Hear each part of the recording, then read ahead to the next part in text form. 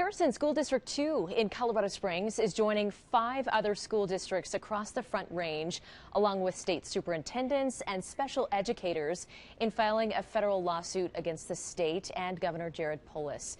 It's over the new Universal Pre-K program, also known as UPK. The plaintiffs allege they can't sufficiently uphold their obligations as educators, financially or legally, despite UPK being signed into law last year. Not just that, but they say it's causing a lot of confusion for parents. Governor Polis now responding.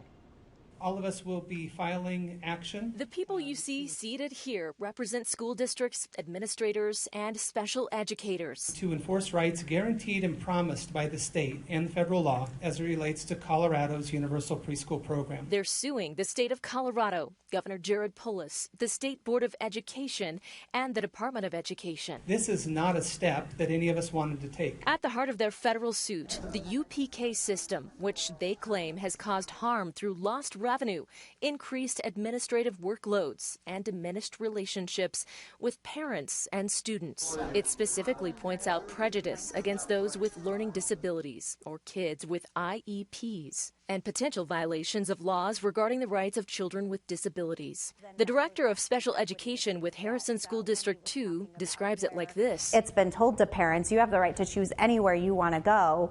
Oh, but just kidding, your student needs this, so they can't choose. She says it's because private preschools do not have to serve children with learning disabilities, something the governor says is a non-issue for the UPK program. Parents should be able to choose on an equal basis. Do we want this community preschool? Do we want our neighborhood schools preschool? Do we want an early childhood center? Defending the program, he points to the nearly 10,000 more preschoolers who do have 10 hours of free school per week. Jefferson County School District has over 700 more preschoolers.